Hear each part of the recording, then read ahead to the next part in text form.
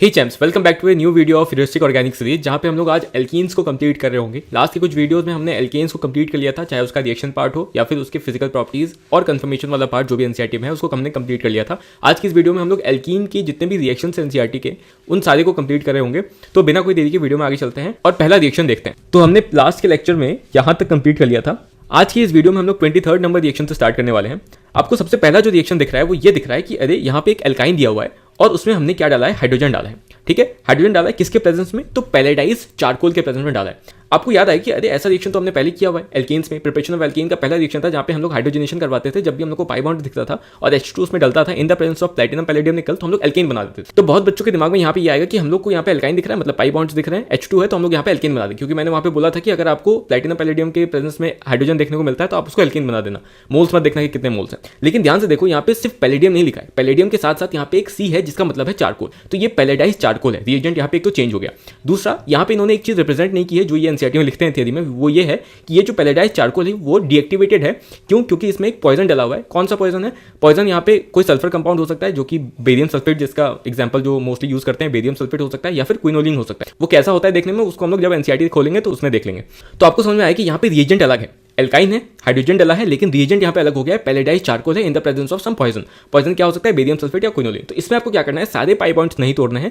आपको pi bond तो तोड़ना है लेकिन सिर्फ एक तोड़ना है। तो यहाँ पे आपको दो पाई बॉन्ड में से एक पाई बॉन्ड तोड़ के एल्कीन बना देना है। ठीक है, तो सिंपल आप क्या करोगे, यहाँ पे एक पाई बॉन्ड यहाँ पे तोड़ोगे और आप यहाँ बना दोगे RC डबल बॉन्ड CR'। ठीक है, यहाँ पे इथाइन नहीं है, देख लो यहाँ पे R ग्रुप लगा हुआ है, इसलिए मैंने इसको इथाइन नहीं बोला है। ठीक है, हम लोग को वैसे भी फैमिली देखना है कि फैमिली कौन सी। तो यहाँ पे क्या था, एल्काइन था, हाइड्रोजन डला हुआ था इन the presence of palladium and charcoal, और ये जो है डीएक्टिवेटेड है। क्यों? क्योंकि इसमें पॉइजन डला हुआ है, इसलिए हमने यहाँ पे क्या बनाया, एल्कीन बनाया, ना कि एल्कीन। ठीक है, ये समझ में आया। ये सिस है या ट्रांस, वो हम लोग आगे बात करेंगे। सेम आप नीचे चलते हो तो नीचे आपको फिर से वही दिखता है, पाई बॉन्ड है, मतलब कि यहाँ एल्काइन है, हाइड्रोजन है और वही सेम रिएजेंट है। तो आप यहाँ पे क्या करोगे, एक पाई बॉन्ड तोड़ोगे तो और एल्केन बना दोगे। अब यहाँ पे नीचे आओगे तो यहाँ पे आपको क्या दिखता है, प्रोपीन देखने को मिलता है, जो कि फिर से एक एल्काइन है। यहाँ भी सेम चीज दिया हुआ है, तो आप यहाँ भी एक पाई बॉन्ड तोड़ोगे और प्रोपीन बना दोगे, CH3 single bond C double bond CH2। हाँ, और पाई बॉन्ड तोड़ के यहाँ पे आपको HH जोड़ना है। ठीक है, ये मैं नहीं बोल रहा हूँ, इसकी ये समझने वाली बात है। एक बॉन्ड तोड़ोगे तो उसको कार्बन 4 बॉन्ड बनाता है, वो आपको मेंटेन करना होगा। तो यहाँ पे आप HH जोड़ दोगे। ठीक है, तो वो मैंने यहाँ पे जोड़ दिया। तो इस तरीके से आपको बनाना होता है। अब जो 26 नंबर रिएक्शन है उसमें भी आपको सेम चीज करना है, बस रिएजेंट अलग है। तो आपको ये ध्यान रखना है कि अगर एल्काइन है और उसके साथ हाइड्रोजन का रिएक्शन हुआ है और किसके प्रेजेंस में हुआ है, पैलेडाइज चारकोल के प्रेजेंस में, या फिर पैलेडाइज चारकोल के प्रेजेंस में, या फिर आपके sodium in the presence of liquid ammonia के प्रेजेंस में, तो दोनों केस में आपको एल्कीन बनाना पड़ता है। फर्क बस इतना है कि इन तीन के केस में आपका सिस एल्कीन बनता है और इस वाले केस में आपका ट्रांस एल्कीन बनता है। ठीक है, ये आपको याद कैसे रखना है, वो याद करने का ट्रिक जब मैं एनसीईआरटी खोलूंगा तो आपको दिखाऊंगा। लेकिन आपको याद रखना है कि चारों केस में आपका बन क्या रहा है, एल्कीन बन रहा है। मतलब आपको एक पाई बॉन्ड तोड़ना है और HH जोड़ देना है, जो बना आपको उसको लिख देना है। फर्क बस इतना रहेगा कि इन तीन में आपका सिस बनता है, इसमें आपका ट्रांस बनता है। ठीक है, रिएजेंट याद हो गया, हाइड्रोजन दिखा, ये सारे रिएजेंट दिखे, तो आपको क्या करना है, आपको मैंने समझा दिया। अब जैसे ही आप ये रिएक्शन देखते हो, ये चारों रिएक्शन, तो आपको एनसीईआरटी के कुछ पॉइंट्स आपके दिमाग में आने चाहिए। क्या क्या पॉइंट्स आने चाहिए? सबसे पहला कि यहाँ पे क्या हमने कंप्लीट रिडक्शन करवाया है? नहीं, हमने यहाँ पे पार्शियल रिडक्शन करवाया क्योंकि सारे पाई बॉन्ड्स हमने नहीं तोड़े हैं। ठीक है, पहला पॉइंट जो कि एनसीईआरटी में लिखा हुआ है। दूसरा पॉइंट, यहाँ पे जो रिएजेंट है वो क्या है, वो यहाँ पे पैलेडाइज चारकोल है जो कि डीएक्टिवेटेड है क्योंकि उसमें हमने पॉइजन डाला हुआ है। पॉइजन मैंने बताया दो टाइप के हो सकते हैं, या तो कोई सल्फर कंपाउंड होगा जो कि मैंने बेस्ट एग्जांपल दिया था उसका बेरियम सल्फेट, या फिर क्विनोलिन हो सकता है। स्ट्रक्चर उसका हम लोग अभी एनसीईआरटी में देख लेंगे। तीसरा पॉइंट जो आपके दिमाग में आना चाहिए वो ये आना चाहिए कि जो मैंने बोला कि यहाँ पे जो रिएजेंट है वो पार्शियली डीएक्टिवेटेड पैलेडाइज चारकोल है, उसको हम लोग लिनलार्ड्स कैटलिस्ट भी बोलते हैं। तो अगर आपके एग्जाम में ये देखने को मिल सकता है आपको कि लिनलार्ड्स कैटलिस्ट इनमें से कौन सा है, तो अगर ऑप्शन में पार्शियली डीएक्टिवेटेड पैलेडाइज चारकोल है तो वही आपका सही आंसर होगा। ऑल्सो आपको याद रखना है कि मैंने बोला था कि जब भी पैलेडाइज चारकोल वाला केस है तो उस केस में आपका सिस ज्योमेट्री वाला एल्कीन बनता है। तो आपको ये ध्यान रखना है कि अगर वो घुमा के पूछ रहे हैं कि अगर लिनलार्ड्स कैटलिस्ट डला हुआ है किसी एल्काइन में तो जो ज्योमेट्री होगी एल्कीन की वो कैसी होगी, तो सिस होगी। ठीक है, ये आपको 3 पॉइंट्स याद रखने चाहिए। चौथा पॉइंट जो आपको याद आना चाहिए वो ये है कि इस एल्काइन को अगर हमें एल्कीन में कन्वर्ट करना है तो हम लोग एक और एजेंट यूज कर सकते हैं जो कि है sodium in the presence of liquid ammonia. इस केस में जो एल्कीन बनता है वो ट्रांस बनता है। ये 4 अगर पॉइंट्स याद है तो आपको ये जो रिएक्शन है एनसीईआरटी की कंप्लीट है। यहाँ पे हम लोग हाइड्रोजनेशन करवा रहे हैं लेकिन पार्शियल रिडक्शन होता है, ये आपको ध्यान रखना है। अब हम लोग एनसीईआरटी पे चलते हैं। तो जब एनसीईआरटी आप खोलोगे तो सबसे पहले आपको यहाँ दिखेगा कि हमें यहाँ पे क्या करना है, तो हमें यहाँ पे पाई बॉन्ड्स को ब्रेक करना है और HH को जोड़ देना है। ठीक है, अच्छा, दूसरा चीज आपको यहाँ पे दिखेगा कि हमने यहाँ पे पार्शियल रिडक्शन किया है और कैलकुलेटेड अमाउंट में हाइड्रोजन डाला है क्योंकि हमें एक ही पाई बॉन्ड तोड़ना है।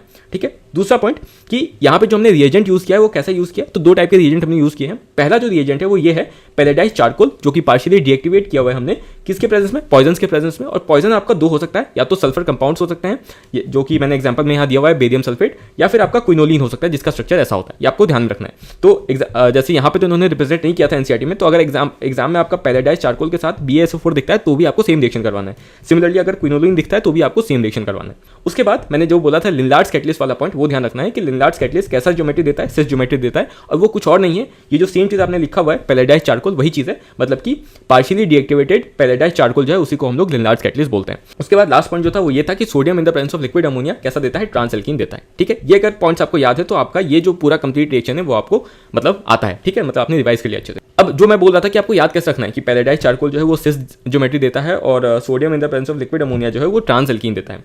आपको ऐसे याद रखना है कि देखो यहाँ पे सी आता है, सी फॉर सिस होता है, सी फॉर चारकोल, सी फॉर सिस। इस तरीके से आप ध्यान रख सकते हो कि जो पैलेडाइज चारकोल वाला है वो सिस है और उसके बाद वाला जो है वो अपना ट्रांस देता है। ठीक है, अब क्वेश्चन आपके एक और टाइप के आ सकते हैं जो कि आपको नॉर्मली अल्काइन दे देंगे और बोलेंगे रिएक्ट कराओ, और उससे मान लो एक्स बन रहा है, बोलेंगे ये जो एक्स बन रहा है क्या ये ज्योमेट्रिकल आइसोमेरिज्म शो करेगा, जो कि एनसीईआरटी ने भी पूछा हुआ है। जैसे यहाँ पे बोला है कि प्रोपाइन है और इसने रिएक्ट किया तो ऐसा कुछ बनेगा, जो कि आप इजीली बना लोगे। फिर ये पूछेंगे जो प्रोपीन बना है क्या ये ज्योमेट्रिकल आइसोमेरिज्म शो करेगा।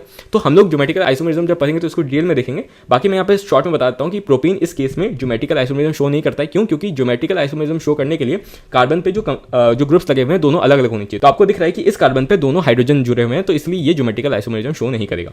आगे समझ में, तो ऐसे क्वेश्चन आपको देखने को मिल सकते हैं। बाकी सिस और ट्रांस कैसा होता है वो तो आपको पता होगा कि सिस एल्कीन में देखो जो सेम ग्रुप्स हैं वो एक ही तरफ है, ट्रांस में जो आपके सेम ग्रुप है वो अलग अलग ऑपोजिट डायरेक्शन में होते हैं। अब आते हैं हम लोग 27 नंबर रिएक्शन पे। यहाँ पे आपको दिखता है कि एक एल्काइल हैलाइड दिया हुआ है और एल्काइल हैलाइड किसके प्रेजेंस में है, अल्कोहलिक KOH के प्रेजेंस में रिएक्ट हो रहा है। आपको ये ध्यान रखना है कि अगर अल्कोहलिक KOH के साथ एल्काइल हैलाइड दिया है तो यहाँ पे एलिमिनेशन करना होता है। एलिमिनेशन मतलब कुछ चीज निकलेगा, क्या निकलेगा, इस केस में आपका हेलोजन एसिड निकलता है, मतलब HX निकलता है। वो HCl हो सकता है, HBr हो सकता है, कुछ भी होगा, लेकिन एक एसिड निकलेगा। ठीक है, अच्छा कैसे निकालना है वही इंपॉर्टेंट है। यहाँ तो सिंपल केस है, आपको ध्यान बस इतना रखना है कि आपको हमेशा क्या करना है कि जिस कार्बन से X लगा है उसको हम लोग बोलते हैं अल्फा कार्बन और उसके बगल वाले कार्बन को बोलते हैं बीटा कार्बन। ठीक है, जिस कार्बन में X लगा है, हेलोजन लगा है, उसको हम लोग बोलते हैं अल्फा कार्बन, उसके बगल वाले को बोलते हैं बीटा कार्बन। यहाँ तो दो ही कार्बन था तो ये सिंपल था। आपको क्या करना होता है, सिंपल याद रखो कि एक कार्बन से X निकालोगे और उसके बगल वाले कार्बन से आपको हाइड्रोजन निकालना पड़ता है। तो यहाँ पे तो एक ही कार्बन है, इसलिए यहाँ पे जो बगल वाला कार्बन है वो एक ही ऑप्शन है आपके पास। लेकिन वही अगर 3 कार्बन होता तो आपके पास 2 ऑप्शन हो सकते थे, लेकिन उसमें भी सेम प्रोडक्ट बनता है, उसको आगे डिस्कस करेंगे। तो यहाँ पे क्या करोगे, सिंपल एक कार्बन से X निकालोगे, दूसरे कार्बन से हाइड्रोजन निकालोगे और डबल बॉन्ड लगा दोगे, तो एल्कीन बनता है यहाँ पे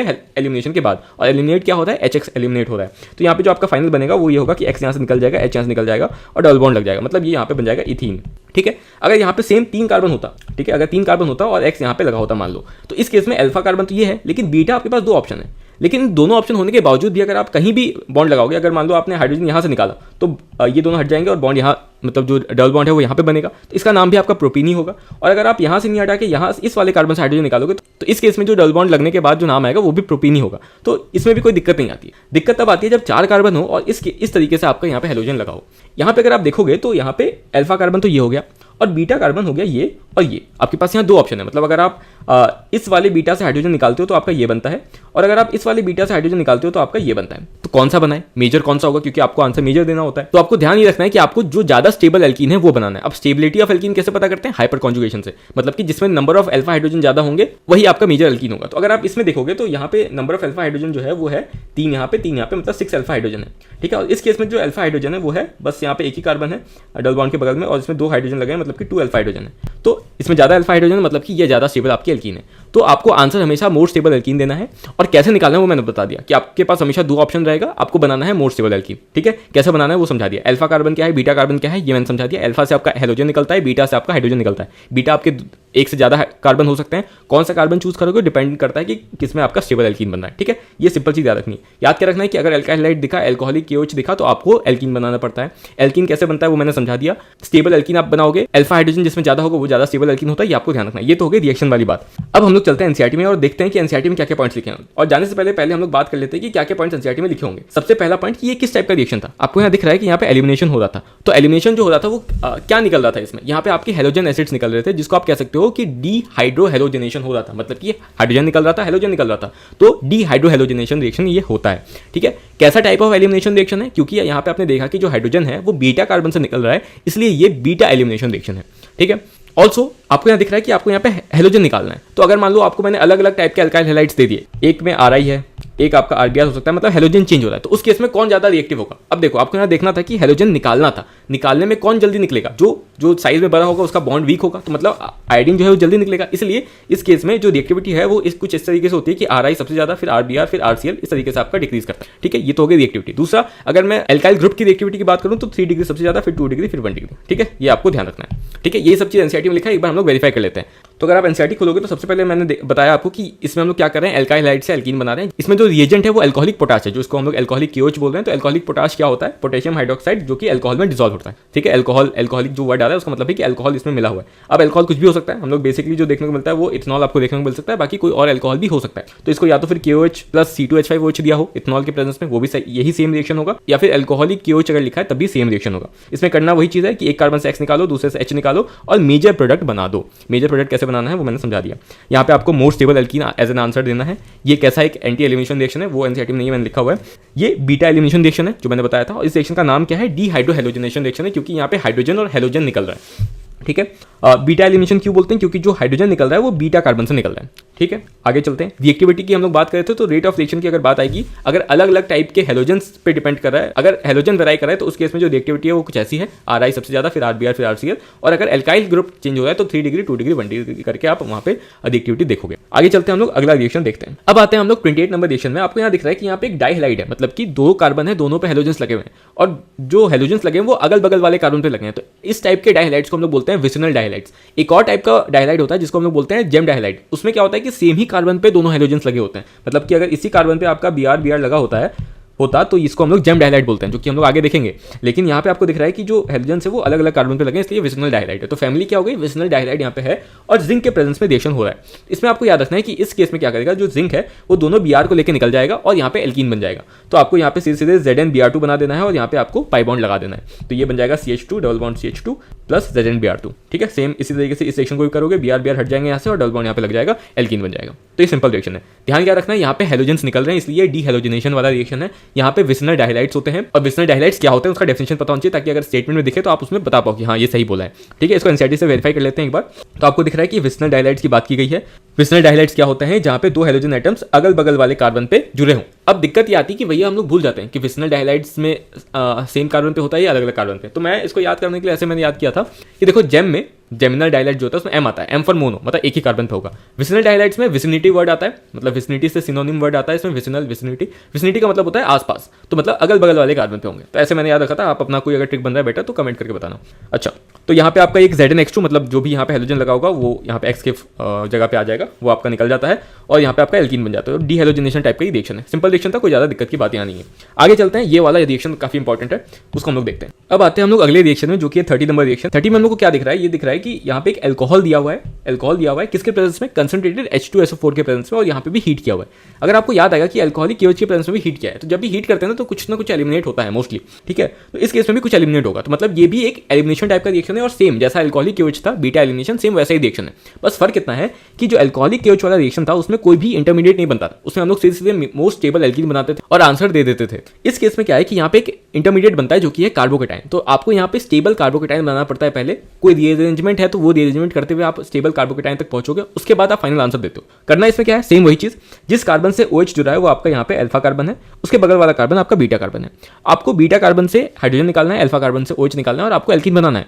लेकिन OH जब आप निकालते हो तो यहाँ पे आपका क्या बनता है, कार्बोकेटाइन बनता है। तो आपको ये कार्बोकेटाइन सबसे पहले स्टेबल बनाना पड़ता है, उसके बाद आप आगे जाते हो। तो इसको मैंने समझाने के लिए यहाँ पे मैं आपको एग्जांपल देता हूँ। पहले तो ये जो रिएक्शन है इसमें आप देखो, सबसे पहले क्या होगा कि OH जो है वो बाहर निकल जाएगा। ठीक है, OH निकलने के बाद आपका यहाँ पे कार्बोकेटाइन बन जाएगा। आपको यहाँ दिख रहा है कि ये कैसा कार्बोकेटाइन है, 1 डिग्री कार्बोकेटाइन है, और अगर आप अगर यहाँ पे भी कार्बोकेटाइन बनाते हो तो भी ये 1 डिग्री ही रहेगा, क्योंकि यहाँ पे 2 ही कार्बन है। तो मतलब आपको यहाँ पे कोई भी रीअरेंजमेंट करवाने की जरूरत नहीं। ये आप समझो कि रीअरेंजमेंट कब करवाते हैं, जब आप जो अभी जिस कार्बोकेटाइन पे हो उससे अगर स्टेबल कार्बोकेटाइन तक जा सकते हो तो आप रीअरेंजमेंट करवाते हो। रीअरेंजमेंट करवाने का 2 ऑप्शन रहता है आपके पास मोस्टली, या तो हाइड्रोजन शिफ्ट कराओगे या तो मिथाइल शिफ्ट कराओगे, जो कि मैं नीचे आपको दिखाऊंगा।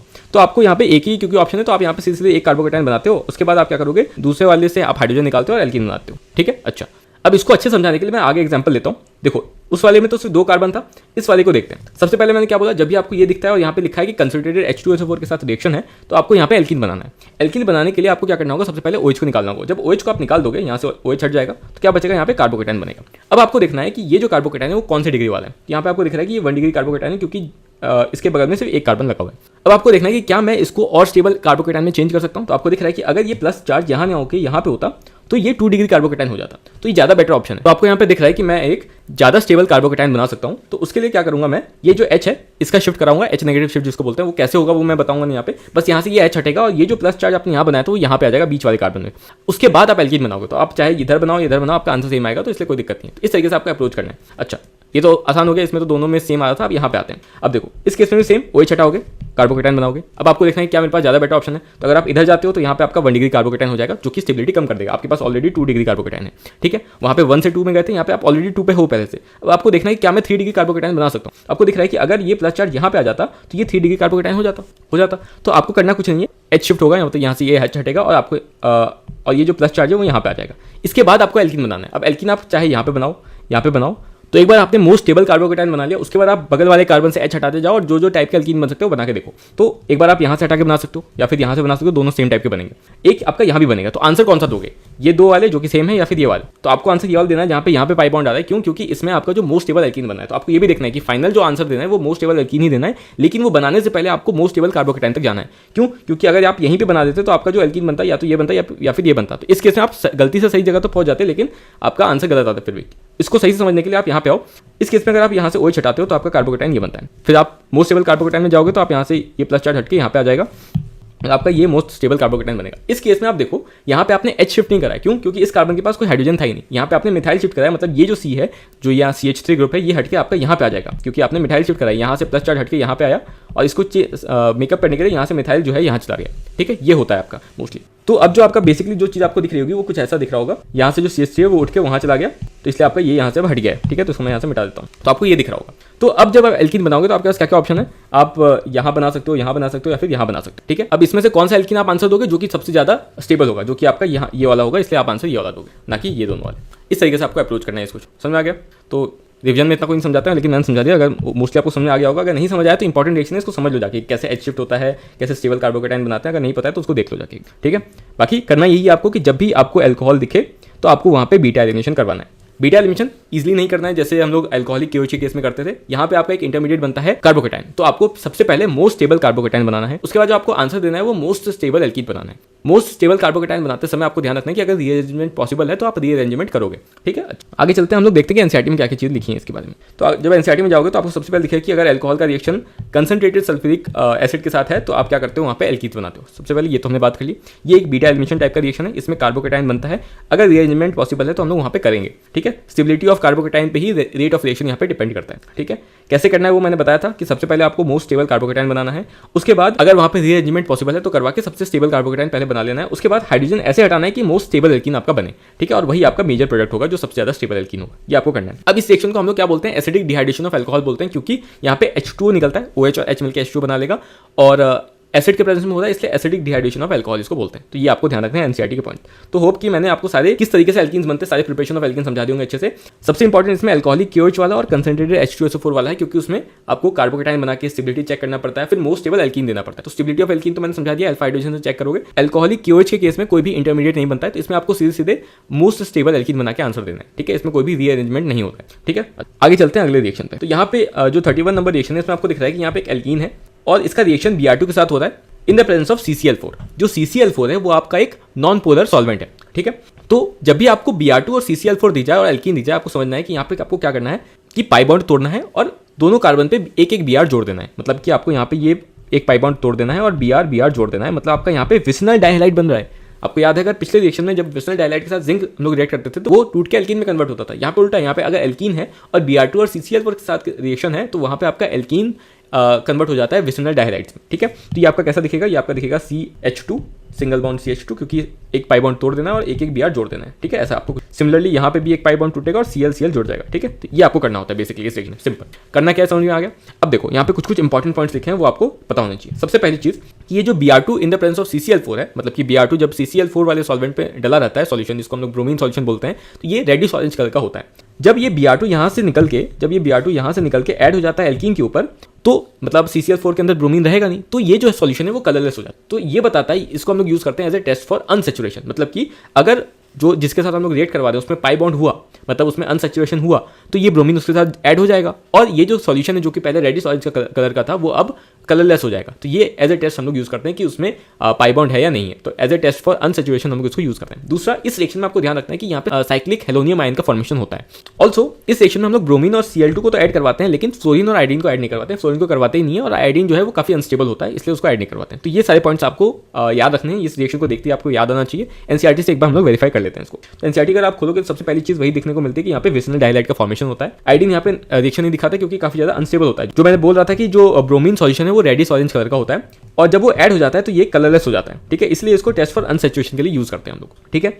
दूसरा चीज, यहाँ पे साइक्लिक हेलोनियम आयन का फॉर्मेशन होता है और ये किस टाइप का रिएक्शन है, तो ये इलेक्ट्रोफिलिक एडिशन रिएक्शन है, बहुत इंपॉर्टेंट। मान लो आपको रिएक्शन दे देंगे सिंपल कि ऐसा कुछ हो रहा है और बोलेंगे ये किस टाइप का रिएक्शन है, तो आपको बोलना है कि इस इलेक्ट्रोफिलिक एडिशन टाइप का रिएक्शन है, क्योंकि अलग अलग टाइप के रिएक्शन हो सकता है। फ्री रेडिकल सब्स्टिट्यूशन हो सकता है, न्यूक्लियोफिलिक सब्स्टिट्यूशन हो सकता है। ये कैसा है, इलेक्ट्रोफिलिक एडिशन रिएक्शन है। और एल्कीन्स क्योंकि उनके पास पाई बॉन्ड होता है वो मोस्टली एडिशन रिएक्शन दिखाते हैं, वो हम लोग देखेंगे, यहाँ पे लिखा हुआ है, वो हम लोग डिस्कस कर लेंगे बाद में, ठीक है। तो ये समझ में आ गया आपको पहला रिएक्शन। उसके बाद ये जो दूसरा रिएक्शन है उस पर हम लोग आते हैं और ये बहुत इंपॉर्टेंट रिएक्शन है। इससे भर के क्वेश्चन है आपके, चाहे आप कुछ भी करोगे PYQs मॉड्यूल्स आपको मिलेंगे, ठीक है। इस सेक्शन पे आते हैं। अब यहाँ तक हमने कर लिया। इस सेक्शन में जब आप देखते हो तो आपको यहाँ पे क्या दिखता है कि यहाँ पे एक एल्कीन है जिसके अंदर क्या डला है, हाइड्रोजन हैलाइड डला हुआ है, ठीक है। हाइड्रोजन हैलाइड जब भी आपको एल्कीन के प्रेजेंस में दिखेगा तो आपको याद करना है, यदि ऐसा रिएक्शन तो मैंने किया जहाँ पे कार्बोकेटाइन फॉर्मेशन होता था, मार्कोनिकोव, एंटी मार्कोनिकोव आपके दिमाग में याद आना चाहिए। ये उसी से रिलेटेड कुछ रिएक्शन है, लेकिन आपको डायरेक्टली को लगाना नहीं है। अगर आपको सीधे HBr दिख जाता है, यहाँ पे कोई भी पेरोक्साइड वगैरह नहीं है और एल्कीन है, तो आपको याद करना है कि अच्छा इस रिएक्शन में कार्बोकेटाइन बनाना होता है। क्या याद रखना है आपको कि इस रिएक्शन में हमें कार्बोकेटाइन बनाना होता है। मोस्ट स्टेबल कार्बोकेटाइन बनाएंगे, वही सेम चीज रीअरेंजमेंट वगैरह करेंगे। सबसे स्टेबल कार्बोकेटाइन बनाने के बाद जहाँ पे प्लस साइन आ रहा होगा वहीं पे हम लोग Br को ऐड कर देंगे और पाई बॉन्ड को तोड़ देंगे, ठीक है। कैसे करना है मैं आपको एक बताता हूँ। देखो, इसमें एनसीईआरटी ने 2 केस करके बताया। एक तो उसने बोला है कि अगर सिमेट्रिकल है तब तो आपको सीधे सीधे कहीं भी जोड़ दोगे, आपका आंसर भी आना है, क्योंकि अगर मैं पाई बॉन्ड तोड़ता हूँ और यहाँ Br लगाता हूँ तब भी वही आंसर आएगा, यहाँ H लगाऊंगा तब भी वही आंसर आएगा। चाहे मैं अगर इस पाई बॉन्ड को तोड़ के यहाँ पे Br और यहाँ पे H लगाऊंगा तब भी वही आंसर आएगा, ठीक है। तो इसमें कोई दिक्कत नहीं। बाकी हम लोग करेंगे उसी तरीके से जो मैं आपको बता रहा हूँ कि आपको हमेशा क्या करना है। अगर कोई पेरोक्साइड नहीं दिख रहा है तो आपको कार्बोकेटाइन बनाना है। कैसे बनाओगे, पाई बॉन्ड तोड़ोगे, इधर कार्बोकेटाइन बन गया, इधर बनाते तब भी सेम ही आता, तो मैंने एक तरफ बना लिया। ये कैसा है, 1 डिग्री कार्बोकेटाइन है, इधर बनाओगे तब भी 1 डिग्री बनेगा, तो कोई दिक्कत, कोई रीअरेंजमेंट करने की जरूरत नहीं है। उसके बाद जिस पे प्लस आ रहा है उस पर आप Br जोड़ दो और दूसरे पे H जोड़ दो, तो ये बन जाएगा आपका क्या, CH3CH2Br, ठीक है। ये आपका आंसर हो गया, ठीक है। एक तो देख लिया हमने। दूसरा देखते हैं। दूसरा देखोगे, यहाँ पे दूसरा क्वेश्चन ये रहा। इसमें भी आपको सेम चीज दिख रहा है, एल्कीन दिख रहा है, HBr दिख रहा है। पहले क्या करोगे, पहले कार्बोकेटाइन बनाओगे, पाई बॉन्ड तोड़ दिया, कार्बोकेटाइन बना लिया। चाहे इधर बनाओ या फिर यहाँ बनाओ, आपका दोनों 2 डिग्री ही है, तो मैंने इधर बना लिया। जिस पे प्लस साइन आ रहा है उस पर आप Br नेगेटिव, क्योंकि वो नेगेटिव साइन लेगा तो उसको जोड़ दोगे, ठीक है। तो ये आपका बन जाएगा CH3। H को कहाँ जोड़ोगे, इस वाले पे, CH2 सिंगल बॉन्ड CH3। ऐसा समझ में, कार्बोकेटाइन बनाया, जो पॉजिटिव साइन है उस पर हेलोजन जोड़ दिया और उसके बगल वाले कार्बन पे क्या जोड़ दिया आपने, H जोड़ दिया, ठीक है। अच्छा, जहां से आपने पाई बॉन्ड तोड़ा है उसके बगल वाले को जोड़ना है, ठीक है। ये नहीं कि इस पे आप हाइड्रोजन जोड़ रहे हो, उस पर पहले से सफिशिएंट हाइड्रोजन है, ठीक है। अब आते हैं हम लोग इस वाले रिएक्शन में, सेम वही चीज करना है।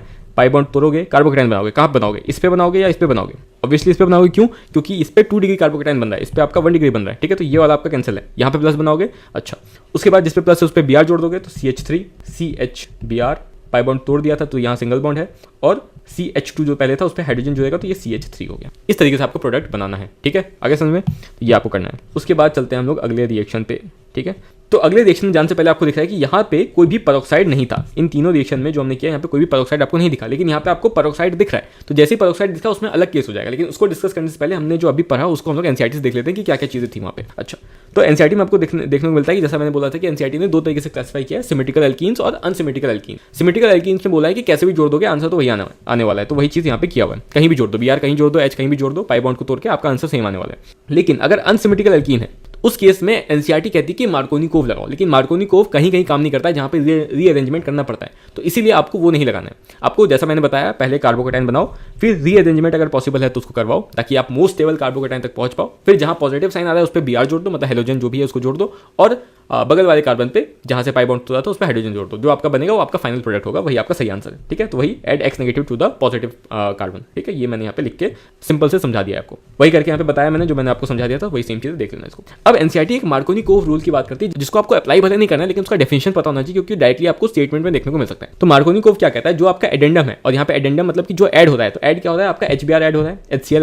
ऐड हो सकता है, जो भी ऐड हो रहा है, जो भी आपका हाइड्रोजन हैलाइड है HBr है, तो इस केस में जो आपका नेगेटिव पार्ट होगा, नेगेटिव पार्ट कैसे, अगर इसको ब्रेक करोगे तो कैसे टूटेगा, H+ आएगा और Br नेगेटिव आएगा। तो जो भी नेगेटिव पार्ट होगा एडेंडम का वो वैसे कार्बन से जुड़ेगा जिसमें लेसर नंबर ऑफ हाइड्रोजन हो, वही यहाँ पे मार्कोनिकोव कहता है। ठीक है, इसको पढ़ लेना, ये स्टेटमेंट आपको डायरेक्टली देखने को मिल सकता है। यूज नहीं करना है लेकिन स्टेटमेंट पता होना चाहिए, क्योंकि डायरेक्टली स्टेटमेंट दे सकते हैं कि which of the following is true for Markovnikov rule, या फिर कह सकता है कि मार्कोनिकोव रूल ये स्टेट करता है। एनसीईआरटी में आपको जैसे ये रिएक्शन दिखे तो आपको याद आना चाहिए कि इस रिएक्शन में क्या होता है, कार्बोकेटाइन बनता है। अब एनसीईआरटी ने इसके मैकेनिज्म को समझाया है कि इस रिएक्शन में कार्बोकेटाइन कैसे बनता है। देखो यहाँ पे एक हाइड्रोजन हैलाइड था, तो वो हाइड्रोजन हैलाइड ब्रेक करके क्या देता है, H+ देता है, और वही H+ अटैक करता है आपके एल्कीन पे और आपका कार्बोकेटाइन बनाता है। और यहाँ पे देखो कि यहाँ पे दो टाइप के कार्बोकेटाइन बन सकते हैं, जो कि हमने डिस्कस किया था, और इसीलिए हम लोग को यहाँ पे मोर स्टेबल कार्बोकेटाइन को चूज करना पड़ता है, और उसमें हम लोग फिर Br नेगेटिव को जोड़ते हैं और अपना जो बेस्ट आंसर, जो मेजर प्रोडक्ट है उसको हम लोग बताते हैं। ठीक है, तो आपको ध्यान क्या रखना है कि यहाँ पे इलेक्ट्रोफाइल क्या है। पहला तो ये जो रिएक्शन है वो कैसा रिएक्शन है, इलेक्ट्रोफिलिक एडिशन रिएक्शन है, जो कि यहाँ पे बताया हुआ है। दूसरा, क्योंकि ये इलेक्ट्रोफिलिक एडिशन रिएक्शन है तो यहाँ पे कोई इलेक्ट्रोफाइल होगा, तो इलेक्ट्रोफाइल क्या है, H+ है या Br नेगेटिव है। देखो इलेक्ट्रोफाइल क्या होता है,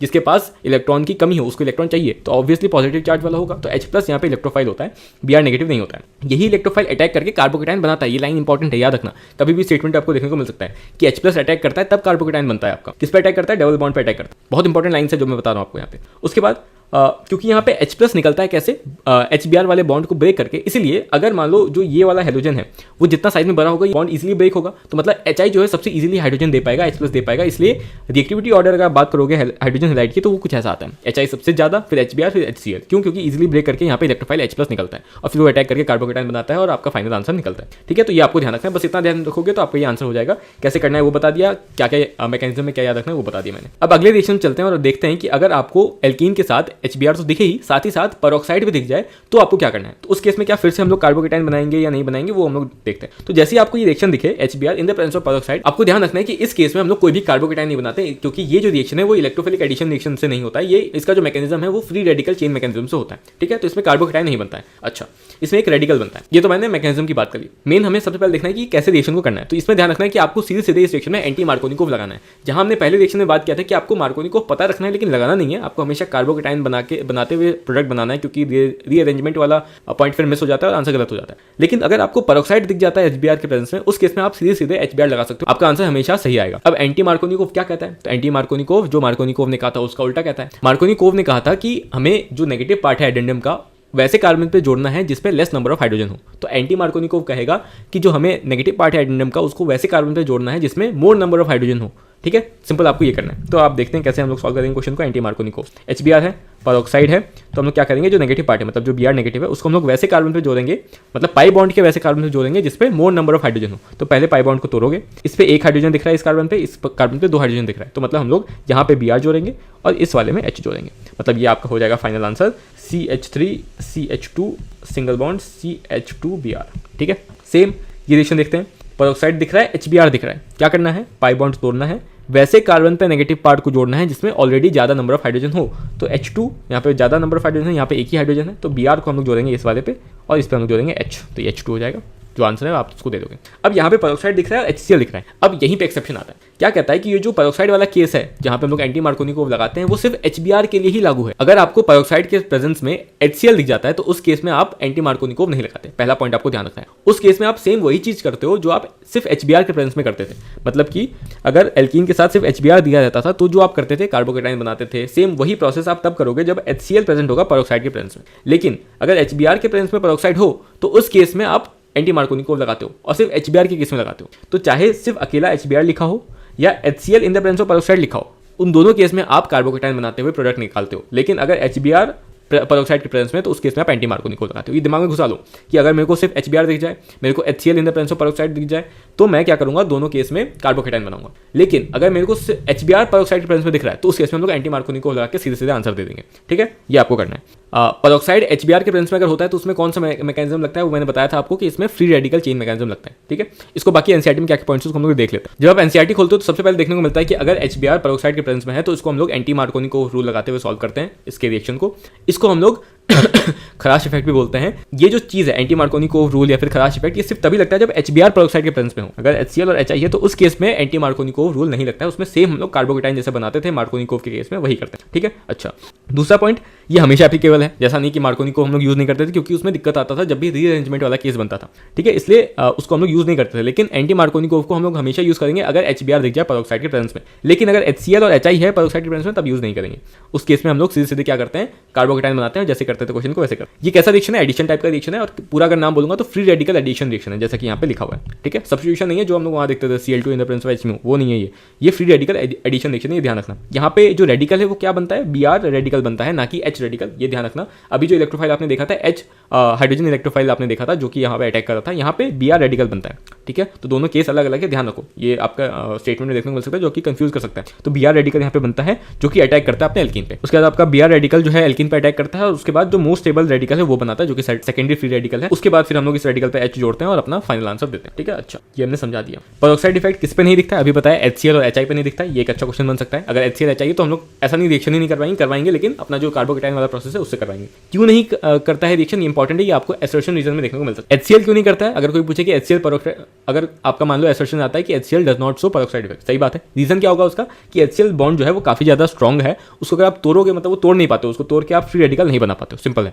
HCl बॉन्ड क्योंकि बहुत स्ट्रॉन्ग है इसलिए उससे फ्री रेडिकल नहीं बन पाता है, मतलब Cl डॉट रेडिकल नहीं बन पाता है। अच्छा, लेकिन HI का क्या रीजन है कि वो पेरोक्साइड इफेक्ट नहीं दिखाता है। HI का रीजन है कि वो काफी ज्यादा वीक बॉन्ड है, और जो आयोडीन फ्री रेडिकल्स बनते हैं वो आपस में जुड़ के I2 बना देते हैं, आयोडीन मॉलिक्यूल्स बना लेते हैं और डबल बॉन्ड पे अटैक नहीं करते हैं। ये आपका रीजन है। तो ये दोनों ही बना के आपको इजीली यहाँ से दो एसोसिएशन रीजन बन सकते हैं, इसको ध्यान रखना। अब यहाँ पे एक क्वेश्चन दिया हुआ है कि आपको HBr का रिएक्शन करवाना है जब एक बार पेरोक्साइड प्रेजेंट हो और एक बार जब पेरोक्साइड प्रेजेंट नहीं हो। अगर HBr पेरोक्साइड के साथ प्रेजेंट है तो उस केस में आप क्या करोगे, एंटी मार्कोनिकोव लगाओगे, मतलब कि जहाँ पे हाइड्रोजन ज्यादा है वहीं पे Br लगा दोगे। देखो वही किया है यहाँ पे, मतलब यहाँ पे 1 ब्रोमोहेक्सेन बन रहा है। लेकिन अगर पेरोक्साइड नहीं है तो उस केस में कार्बोकेटाइन बनाओगे, तो पाई बॉन्ड को तोड़ोगे, प्लस चार्ज यहाँ दोगे क्योंकि यहाँ पे 2 डिग्री बन रहा है, और Br को फिर यहीं जोड़ोगे क्योंकि रीअरेंजमेंट पॉसिबल नहीं है। अगर आगे भी ले जाते हो तो 2 डिग्री ही बनेगा, तो वैसा नहीं करते हैं। आपको हमेशा एक स्टेप में चलना पड़ता है। अगर 1 से 2 ज्यादा है तो बनाओगे, 2 से 3 जाएगा तो बनाओगे। ऐसा नहीं कि 2 से 2 ले जाके हम लोग बीच में पहुंचा दिया उसका, ऐसा नहीं करना है। और 1 से अगर 3 भी जाए तो भी नहीं बनाएंगे। एक स्टेप वाइज मैनर में आपको स्टेबिलिटी इंक्रीज करनी पड़ती है, 1 से 2 फिर 2 से 3। ठीक है, अब अगले रिएक्शन में चलते हैं। यहाँ पे जो देख रहे हो यहाँ पे भी एल्कीन आपको देखने को मिल रहा है और यहाँ पे H2SO4 देखने को मिल रहा है। तो अगर आपको सिर्फ एल्कीन और H2SO4 देखने को मिलता है तो आपको समझ जाना है कि यहाँ पे भी आपको कार्बोकेटाइन बनाते हुए मार्कोनिकोव रूल जो था, मतलब सेम चीज मार्कोनिकोव नहीं लगाना है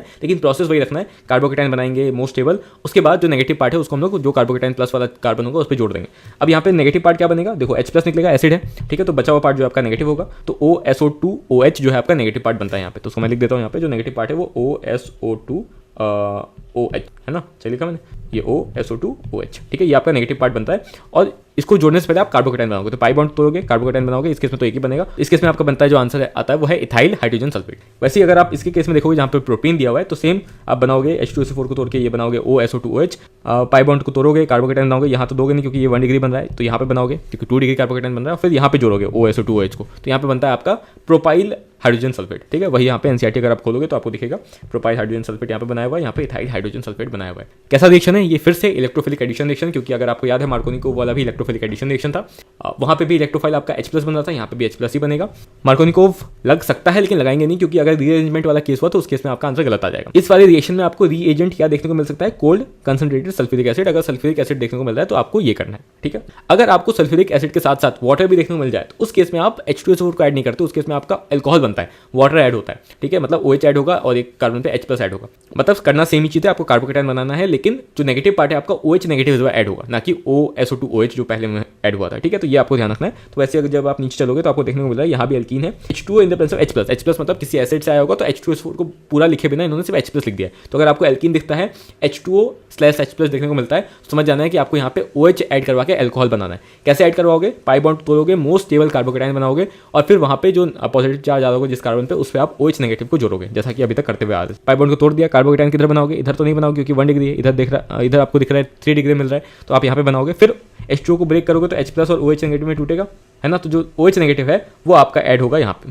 ठीक है, जो पॉजिटिव चार्ज आता है जिस पे वहाँ पे ऐड होगा और आपका ये अल्कोहल बनेगा फिर। ठीक है, वही यहाँ पे देखो करके दिखाया है, पाई बॉन्ड को तोड़ा है और यहाँ पे OH जोड़ दिया। ठीक है, तो फिर इसका नाम तो लिख ही लोगे, ये आपको करना है। तो अगर कंसंट्रेटेड सल्फ्यूरिक एसिड वाटर के प्रेजेंस में आपको देखने को मिल रहा है तो आपको अल्कोहल बनाना है, ये ध्यान रखना है। कैसे बनाओगे, वही मार्कोनिकोव रूल लिखा है लेकिन लगाना नहीं है, हमें कार्बोकेटाइन के थ्रू जाना है। ठीक है, ये ध्यान रखना। अच्छा, फिर चलते हैं हम लोग अगले रिएक्शन पे। अब 41 नंबर रिएक्शन पे आते हैं। यहाँ पे आपको क्या दिख रहा है, एल्कीन दिख रहा है, ठीक है। Alkene dilute KMnO4 273 kelvin, 273 kelvin मतलब 0 डिग्री सेल्सियस, मतलब कि बहुत ठंडा। तो अगर कोल्ड डाइल्यूट KMnO4, जिसको हम लोग बेयर्स रिएजेंट बोलते हैं, सबसे पहले आपको याद रखना है कि अगर कोल्ड डाइल्यूट KMnO4 लिखा है वो क्या है, बेयर्स रिएजेंट है। और बेयर्स रिएजेंट यूज करते हो आप अनसैचुरेशन के टेस्ट के लिए। एक हमने देखा था Br2CCl4 के प्रेजेंस में अगर है तो उसको भी हम लोग टेस्ट फॉर अनसैचुरेशन यूज करते हैं। और डाइल्यूट KMnO4 मतलब कि बेयर्स रिएजेंट जो है उसको भी हम लोग टेस्ट फॉर अनसैचुरेशन के लिए यूज करते हैं, ठीक है। पहली चीज आपको ये ध्यान रखिए, जो कि क्वेश्चन में आपको डायरेक्टली पूछ सकते हैं कि which of the following is a test for unsaturation, उसमें बेयर्स रिएजेंट आपका लिखा हो सकता है। अच्छा, दूसरा चीज कि एल्कीन अगर है, डाइल्यूट KMnO4 लिखा है, तो उसके इसमें बनता क्या है, उस केस में आपको विसिनल ग्लाइकॉल्स बनाना पड़ता है। मतलब कि पाई बॉन्ड तोड़ोगे, दोनों पाई बॉन्ड जहां से तोड़ा है उसके जो दोनों कार्बन थे उस पर आप OH को जोड़ दोगे, ठीक है। तो आपको करना है कुछ नहीं, सिंपल चीज करनी होती है। यहाँ पे कोई भी कार्बोकेटाइन वगैरह चक्कर नहीं है इसमें। आप यहाँ पे सीधे सीधे पाई बॉन्ड को तोड़ो और यहाँ OH, यहाँ OH, ठीक है। पाई बॉन्ड को तोड़ो, यहाँ OH, यहाँ पे OH, ठीक है। आपका यहाँ पे विसिनल ग्लाइकॉल्स बनता है, ये ध्यान रखना। बेयर्स रिएजेंट अगर डाला है एल्कीन में तो विसिनल ग्लाइकॉल बनेगा। बेयर्स रिएजेंट क्या होता है, डाइल्यूट KMnO4 जो बहुत ठंडा होता है उसको हम लोग बेयर्स रिएजेंट बोलते हैं। क्यों यूज करते हैं, टेस्ट फॉर अनसैचुरेशन के लिए यूज करते हैं। वही यहाँ पे रिएक्शन दिया हुआ है, देख लेते हैं एक बार। टेस्ट फॉर अनसैचुरेशन के लिए यूज करते हैं इसको। Aqueous solution of potassium permanganate को हम लोग बेयर्स रिएजेंट बोलते हैं। विसिनल ग्लाइकॉल यहाँ पे बनता है, ठीक है, ठीक है। आगे चलते हैं, हम लोग ओजोनोलाइसिस को देखते हैं, ठीक है। ओजोनो यहाँ पे आपको बीच में ये रिएक्शन भी दिख रहा होगा 43, 44। इसको देखने से पहले हम लोग ओजोनोलाइसिस देखते हैं, क्योंकि देखो एक तो ओजोनोलाइसिस बहुत इंपॉर्टेंट है, आपको भर भर के क्वेश्चन मिलेंगे चाहे आप कहीं भी जाओगे। बहुत ज़्यादा चांस है कि इसी से आपके क्वेश्चन बनेंगे। और उसको देखने के बाद फिर हम लोग 43, 44 करेंगे, क्योंकि वो उससे मिलता जुलता है, ठीक है। तो पहले ओजोनोलाइसिस वाली रिएक्शन देखते हैं, जो कि है 45। एल्कीन दिख रहा है आपको, O3 ओजोन दिख रहा है, किसके प्रेजेंस में, जिंक H2 के प्रेजेंस में। तो ये आपका जो ओजोनोलाइसिस यहाँ पे है एनसीईआरटी ने जो मेनली बताया वो रिडक्टिव ओजोनोलाइसिस बताया हुआ है, ठीक है। इसमें आपको करना क्या होता है, सिंपल, जो पाई बॉन्ड आपको दिख रहा है, मतलब जो दोनों डबल बॉन्ड दिख रहा है, पूरे बॉन्ड को तोड़ दो, ठीक है। उसके बाद यहाँ पे ऑक्सीजन जोड़ना है आपको, दोनों जो अलग अलग ग्रुप बनेंगे, मैं करके दिखाता हूँ आपको। सबसे पहले क्या करना है आपको, जो डबल बॉन्ड है उसको तोड़ देना है। तो ये आपने इसको तोड़ दिया, क्या क्या बचा आपके पास, CH3 CH बचा इधर, और इधर क्या बचा आपका, CH2 बचा। दोनों जो ग्रुप बचे आपके, दोनों के साथ आप क्या करोगे, ऑक्सीजन को जोड़ दोगे। तो यहाँ पे आपका O जोड़ दो, यहाँ पे भी O जोड़ दो। तो आपका क्या बना, देखो यहाँ पे अगर इसको सही से लिखोगे तो ये बना आपका CH3 C double bond OH, और ये क्या बना CH2 मतलब डबल बॉन्ड O। इसको सही से लिखोगे तो ये आपका है HCHO, ठीक है। ये आपका बना फॉर्मेल्डिहाइड, और ये क्या बना आपका 2 कार्बन है और एल्डिहाइड ग्रुप है तो इथेनॉल बनाइए। इस तरीके से आपको करना होता है, मतलब डबल बॉन्ड जो इसको तोड़ दोगे और O को जोड़ दोगे। अब इस केस में तो क्योंकि दोनों टर्मिनल ग्रुप्स थे तो यहाँ पे एल्डिहाइड बनता है। याद रखना, जब भी टर्मिनल लगेगा ना तो एल्डिहाइड बनेगा, लेकिन अगर कोई 2 कार्बन के बीच में अगर डबल बॉन्ड लगा दे तो कीटोन बनता है। ये तो बेसिक चीजें समझ जाओगे, ये तो मैंने समझा दिया कैसे करना है। इसको हम लोग फिर से देखते हैं दूसरे रिएक्शन के लिए। तो 46 पे आओ, सेम रिएक्शन O3 है, जिंक H2 के प्रेजेंस में है, और यहाँ पे भी आपको एल्कीन देखने को मिल रहा है। क्या करोगे, पूरे बॉन्ड को तोड़ दोगे, ठीक है। अच्छा, फिर क्या क्या ग्रुप्स आपके पास बचे, देखो CH3 C CH3, ठीक है। यहाँ पे जो डबल बॉन्ड था उसको आपने तोड़ दिया है। इधर क्या बचा है, CH2, यहाँ जो डबल बॉन्ड था उसको तोड़ दिया। आपको क्या करना है, दोनों के साथ डबल बॉन्ड के साथ O जोड़ देना है। तो यहाँ पे डबल बॉन्ड के साथ O तो जोड़ दिया, यहाँ पे भी डबल बॉन्ड के साथ O जोड़ दिया। ये आपका क्या बना, ये फिर से आपका फॉर्मेल्डिहाइड बना। क्या बना है, ये प्रोपेन 2 ओन बना है, ठीक है। प्रोपेन 2 ओन बन गया ये, ठीक है, मतलब कीटोन बना है बेसिकली, और ये आपका एल्डिहाइड बना है। तो इस तरीके से आप करना है। ऐसा जरूरी नहीं कि हमेशा एल्डिहाइड बनेगा, ऐसा भी नहीं कि हमेशा कीटोन बनेगा। कहाँ से टूट रहा है, अगर देखो जैसे यहाँ पे टर्मिनल था, कार्बन जो था वो टर्मिनल था, तो उस केस में आपका एल्डिहाइड बना है। लेकिन इस केस में जो कार्बन है वो 2 कार्बन के बीच में आ रहा है, तो उसमें ऑब्वियसली कीटोन बनेगा, ठीक है। ये आपको ध्यान रखना है। तो ये जो मैंने बताया ना ये पॉइंट, ये आपके क्वेश्चन करने में हेल्प करेंगे। जब भी आपको बोलता है कि 2 इथेनॉल बने हैं, मतलब क्या समझ जाना है कि आपको टर्मिनल कार्बन मिला वहाँ पे, तो जब आप जोड़ोगे तो सीधे सीधे उसका डबल हो जाएगा। तो ध्यान रखना है, ऐसा क्वेश्चन करोगे तो समझ में आएगा चीज़। ये तो मैंने समझा दी कि कैसे आपको ओजोनोलाइसिस करना है। अब ओजोनोलाइसिस में आपको क्या क्या कंसेप्ट याद रखना है। पहला तो चीज़ मैंने बताया कि ये जो आपने किया ये रिडक्टिव ओजोनोलाइसिस था, ऑक्सीडेटिव में कुछ उल्टा करते हैं हम लोग, ठीक है, वो भी बताएंगे जब ऊपर डिस्कस करेंगे। दूसरा पॉइंट, यहाँ पे ये रिएक्शन डायरेक्टली नहीं होता है, 2 स्टेप्स में होता है। पहला जब ओजोन जुड़ता है तो वहाँ पे ओजोनाइड बनता है एक, उसके बाद फिर आप जब ZnH2 डालते हो तो फिर वो इस तरीके से आपका कीटोन या फिर एल्डिहाइड बनाता है। तो उसको हम एनसीईआरटी देख लेते हैं। पहला पॉइंट जो मैंने बोला कि जब ओजोन मॉलिक्यूल ऐड होता है तो पहले स्टेप में क्या बनता है, ओजोनाइड बनता है। उसके बाद ये जो ZnH2 है ये ओजोनाइड को जाके तोड़ता है, उस बॉन्ड को तोड़ता है। उसके बाद फिर आपके जो स्मॉलर मॉलिक्यूल्स है एल्डिहाइड और कीटोन वो बनाते हैं, ठीक है। सबसे इंपॉर्टेंट लाइन जो मेरे को लगती है जो क्वेश्चन बन के आ सकता है इजीली, वो ये है कि ओजोनोलाइसिस को हम लोग यूज करते हैं जो डबल बॉन्ड है उसका पोजीशन जानने के लिए। Very important line. अभी तक हमने जो 2 देखे, बेयर्स रिएजेंट और Br2 in the presence of CCl4, वो यूज करते हैं हम लोग अनसैचुरेशन है या नहीं, मतलब पाई बॉन्ड है या नहीं वो पता करने के लिए। लेकिन पाई बॉन्ड कहाँ पे है, डबल बॉन्ड कहाँ पे है एल्कीन्स में, वो पता करने के लिए हम लोग ओजोनोलाइसिस को यूज करते हैं। Very important line. दूसरा चीज हमने देखा कि ओजोनाइड बनता है, पहले स्टेप में O3 जुड़ता है तो ओजोनाइड बनता है, जो कि आपको यहाँ पे दिख रहा है, ठीक है। उसके बाद ZnH2 इसको तोड़ता है और फिर आपके जो भी स्मॉलर मॉलिक्यूल्स आपके बनने वाले थे वो आपके बनते हैं, ठीक है। कैसे आंसर देना है वो तो मैंने आपको बता दिया। ओजोनाइड कैसा दिखता है वो ध्यान रखना है। देखो यहाँ पे घर सा बना है, O3 है, मतलब कि 3 O के आइटम्स है, वो यूज करके आपको एक घर जैसा बना देना है, वो आपका ओजोनाइड। अगर कभी बनाना पड़े तो ये ध्यान रखना, मतलब जहाँ पे डबल बॉन्ड है उसको हटाओगे, एक O ऊपर और 2 O नीचे। इस तरीके से आप बना दोगे, ये आपका ओजोनाइड बन जाएगा। अगर बनाना हो कभी क्वेश्चन में तो ऐसे बनाना। ये तो हमने देख लिया, ओजोनोलाइसिस बहुत इंपॉर्टेंट है, इसको प्रैक्टिस कर लेना अच्छे से। ये क्वेश्चन आपको कैसे कैसे पूछेंगे, कभी कभी एल्कीन दे देंगे और फाइनल प्रोडक्ट्स पूछ लेंगे, ठीक है। कभी कभी फाइनल प्रोडक्ट्स दे देंगे और बोलेंगे कि एल्कीन किस एल्कीन से बना है ये बता दो। जैसे कि मान लो अगर मैं आपको बोल देता हूँ कि जो फाइनल प्रोडक्ट्स है मेरे वो है प्रोपेन टू ओन और फॉर्मेल्डिहाइड, ठीक है। तो और ये पूछे कि मेरा जो इनिशियल एल्कीन था वो बता दो, तो कैसे करोगे इस क्वेश्चन को? ऐसे करते हैं, आप सबसे पहले जो फाइनल प्रोडक्ट इसने बोला है वो लिख लो। इसने बोला है कि मेरे पास है, और ऐसे लिखना कि जो डबल बॉन्ड है दोनों एक दूसरे को फेस करें, ठीक है। तो प्रोपेन टू ओन है तो उसको मैं ऐसे लिख लेता हूँ CH3 C double bond O, ठीक है। और दूसरा इसने बोला है कि फॉर्मेल्डिहाइड है, फॉर्मेल्डिहाइड मतलब कि CH2 यहाँ पे डबल बॉन्ड O, ठीक है। अब आपको बोला था कि किस एल्कीन से बनाता, तो किस एल्कीन से आपने कैसे बनाया था? डबल बॉन्ड को तोड़ा था, O को जोड़ा था, तो आप इसमें उल्टा करो। इस केस में क्या करो, ये दोनों O को हटा दो और ये डबल बॉन्ड को जोड़ दो, तो ये आपका इनिशियल एल्कीन हो गया। तो इसका नाम अगर लिखोगे तो देखो, इसका नंबरिंग करोगे पहले 1 2 3, तो ये आपका 2 मिथाइल प्रोपीन हो गया, ठीक है। 2 मिथाइल प्रोपीन हो गया, देखो आ गया ना। इस तरीके से आपको आंसर निकालना है, ठीक है। अब ये जो 2 रिएक्शन हमने ऊपर छोड़े थे उसको हम लोग देख लेते हैं। तो हमने अभी क्या किया, ओजोनोलाइसिस वाले रिएक्शन देख लिए। ये 2 रिएक्शन मैं ऊपर छोड़ के गया था, मैंने 43 और 44 में छोड़ के गया था। देखो इस सेक्शन में क्या करना होता है, जब भी आपको एल्कीन दिखे और किसके प्रेजेंस में दिखे, एसिडिक पोटेशियम परमैंगनेट या फिर एसिडिक पोटेशियम डाइक्रोमेट, इन दोनों के प्रेजेंस में अगर आपको दिखता है एल्कीन, उस केस में आपको क्या करना होता है, ओजोनोलाइसिस जैसा सेम करना होता है। डबल बॉन्ड तोड़ोगे, O जोड़ दोगे। बस फर्क इतना रखना है कि उस केस में तो कीटोन बनता था, एल्डिहाइड बनता था, वैसे ही छोड़ देते। कीटोन अगर बनेगा इस केस में तो उसको तो कोई दिक्कत नहीं है, उसको वैसे ही छोड़ दो। लेकिन अगर एल्डिहाइड बन जाता है गलती से, तो एल्डिहाइड को आपको चेंज करना पड़ेगा एसिड में, ठीक है। कैसे चेंज करोगे, जो C डबल बॉन्ड O के साथ जितने भी H आपको दिख जाएंगे एल्डिहाइड के, उसको आपको OH के साथ रिप्लेस कर देना है। करके दिखाते हैं। जैसे बहुत बच्चे क्या करते हैं, एनसीईआरटी में रिएक्शन लिखा है डायरेक्टली याद कर लेते हैं, क्योंकि एनसीईआरटी लिखा है कि अलग अलग प्रोडक्ट्स बन सकते हैं, तो समझ नहीं आता है कंसेप्ट क्या। तो कंसेप्ट यही है इसका। जैसे अगर मैं इसको बनाता हूँ, सबसे पहले आपको क्या करना है, मैंने बोला कि ओजोनोलाइसिस जैसे करते थे, डबल बॉन्ड तोड़ोगे, O जोड़ दोगे। यहाँ पे आपको क्या दिख रहा है कि CH3 है, C है, डबल बॉन्ड CH2 है और यहाँ पे भी आपका एक C, ऐसा कुछ है। क्या करना है, सबसे पहले डबल बॉन्ड को तोड़ना है, O जोड़ देना है। डबल बॉन्ड तोड़ दिया, O जोड़ दिया, मतलब कि आपका बन गया CH3 C double bond O CH3, ठीक है। इधर क्या बन गया, इधर बन गया आपका CH2 डबल बॉन्ड O। इधर क्या बना, आपका कीटोन बना है। तो मैंने क्या बोलता है, अगर इस केस में कीटोन बनता है तो कोई दिक्कत नहीं है। लेकिन अगर एल्डिहाइड आपको दिख जाता है, जो कि यहाँ पे दिख रहा है, ये फॉर्मेल्डिहाइड है, तो उसमें आपको दिक्कत चेंज करना पड़ता है। कैसे चेंज करना पड़ता है, आपको CH2, अगर इसको सही से लिखोगे तो ये ऐसा कुछ है, C double bond O H, तो जितने भी C डबल बॉन्ड O के साथ H आपको दिख रहे हैं उसको आप OH से रिप्लेस कर दो, तो ये आपका OH हो जाएगा, ठीक है। अब ऐसा कोई स्ट्रक्चर रहता नहीं, तो अगर फॉर्मेल्डिहाइड दिखता है ना, तो आप इसको बेसिकली अगर तोड़ोगे तो ये CO2 और H2 में टूट जाता है, तो ये OH H2 बन जाएगा और ये CO2 आपका बच के आ जाएगा। तो मतलब ये CO2 और H2 बन जाता है। मतलब सिंपल याद रखो, अगर इस रिएक्शन में आपका कीटोन बन गया तो कोई दिक्कत नहीं। अगर फॉर्मेल्डिहाइड दिख गया तो उसको आप तोड़ के CO2 और H2 लिख दोगे। लेकिन अगर फॉर्मेल्डिहाइड के अलावा कोई एल्डिहाइड दिखता है, जैसे मान लो यहाँ पे इथेनॉल बनता अगर, जैसे शायद दूसरे वाले केस में बनेगा, तो ये तो मैंने समझा दिया। अब दूसरे रिएक्शन को देखते हैं। दूसरे रिएक्शन क्या है आपका, ये वाला रिएक्शन है, ठीक है। इस सेक्शन में अगर देखोगे सबसे पहले क्या करोगे, डबल बॉन्ड को तोड़ोगे, O जोड़ दोगे, तो O यहाँ पे जोड़ोगे तो क्या बनेगा आपका CH3 CH double bond O, और सेम वैसा ही बनेगा इधर भी CH3 CH double bond O, ठीक है। अब आप ध्यान से देखो, ये दोनों ही एल्डिहाइड है, और दोनों एल्डिहाइड कौन सा एल्डिहाइड है, आपका इथेनॉल है। मैंने क्या बोलता, अगर एल्डिहाइड दिख गया तो उस केस में जो C डबल बॉन्ड O के साथ जुड़े हुए H होंगे उसको आप रिप्लेस करके OH कर दोगे, ताकि वो एसिड में कन्वर्ट हो जाए। तो आपको यहाँ दिख रहा है कि CH3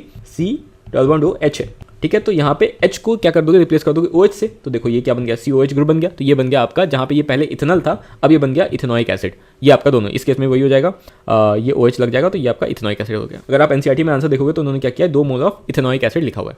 सेम इस केस में देखो, प्रोपेन टू ओन, कीटोन तो वैसा ही रहा, लेकिन जो फॉर्मेल्डिहाइड बना था वो टूट के CO2 और H2 बन गया। ये आपको करना है, ठीक है। कोई भी क्वेश्चन हो, अगर आपको एल्केन दिख जाए, KMnO4 H+ के प्रेजेंस में दिख जाए, मतलब एसिडिक KMnO4 दिख जाए, एसिडिक K2Cr2 में दिख जाए, तो आपको सेम ओजोनोलाइसिस जैसा पहले डबल बॉन्ड तोड़ के O जोड़ना है। उसके बाद अगर कीटोन बनता है तो कीटोन को वैसे ही छोड़ दोगे। लेकिन अगर एल्डिहाइड दिख रहा है आपको, तो एल्डिहाइड के केस में अगर फॉर्मेल्डिहाइड है तो उसको तोड़ दोगे CO2 और H2O में।